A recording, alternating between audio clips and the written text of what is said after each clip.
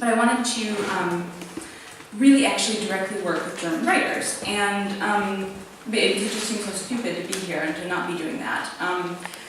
And it was a great idea, but it had some problems. Like, first of all, I don't have the network myself to get the quality and volume of submissions that I would really want.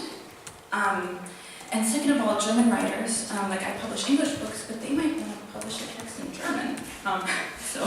So I need a partner, basically. And so I got in touch with a couple of editors of magazines whose editorial line I thought was compatible with Readux, and I asked them if they could imagine organizing a contest with me. You can go to the next slide. Yeah. And that was Lettrétage and Edit. And the editors at Lettrétage were really busy organizing this Prosa Nova festival, which is really great. And so they couldn't really help me, but a few former editors said, hey, we'd like to join the jury.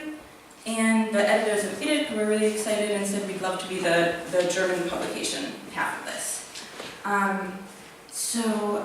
And that was actually really cool because those two groups of people had never had a chance to work together, even though they know a lot about each other's work.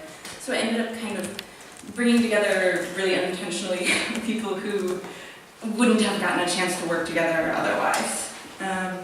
Yeah, and I had heard of this EU grant program called Jugend in Aktion or Youth in Action, which supports projects by people 30 and under. And I was 26 when I started on the project, and the other jury members were also under 30, except for the editors of Edit, but we hired them as consultants. so QED. And so it worked, and New German Fiction was born as a contest for German writers 30 and under.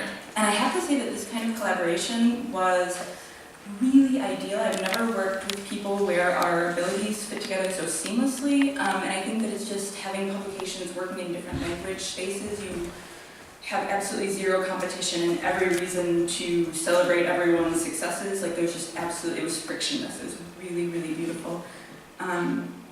Yeah. Can you go to the next slide?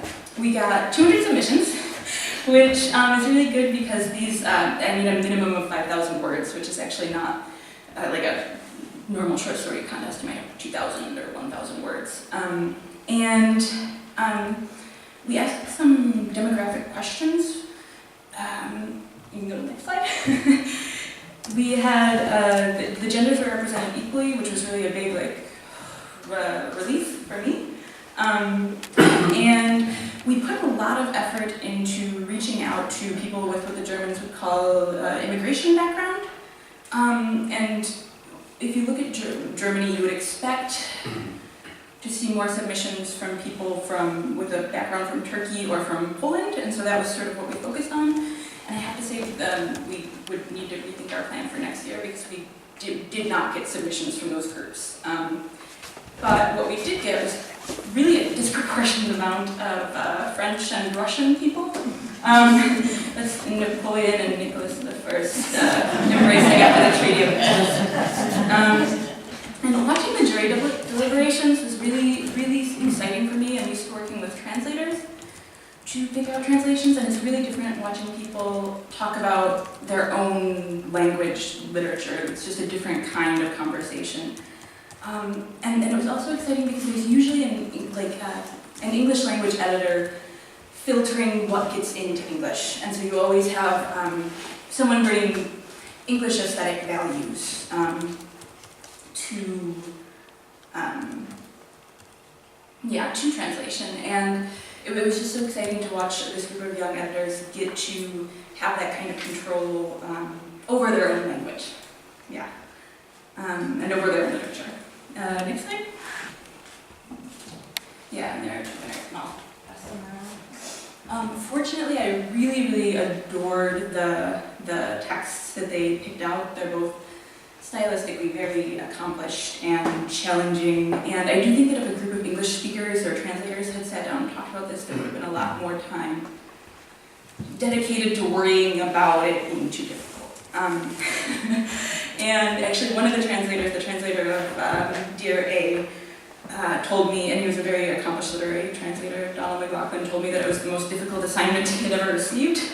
And so really it did end up being maybe stuff that an English editor wouldn't have picked. And I have to say there was one piece that made it on the shortlist that I absolutely hated, and I could identify it as like, this is one of those things that Germans like, that I don't. For like, I mean, there are some cultural things, and I think that, especially at an upper intellectual level, English and German literature tastes I think are pretty close. But there are, if you pay attention for long enough, there are some things that I would like identify as German that we tend to not see the same. Yeah.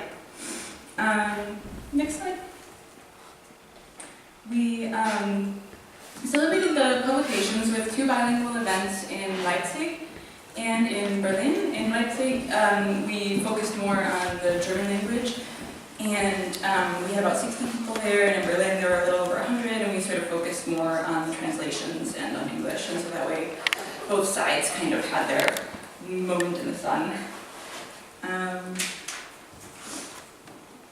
Oh, and excitingly, the German publisher Mattes and Seitz sort of took notice of this and offered to publish the winners as ebooks, and they'll be joining us next year as sort of an official partner, which is an exciting way for new writers to develop a connection to a sort of a real German publisher or what have you. Yeah, so looking back over the course of the year, we just felt like we had a real success on our hands. We had managed to reach people and to actually get some decent publicity in English and in German. Good event attendance. The texts were difficult and wonderful and well translated, and we definitely wanted to do it again, which I don't think we knew going into it. I think we very much went into this being like, this is an experiment. But by the time I think we got to late-ish 2014, we knew that this was something we definitely wanted to do more of. Yeah, and we can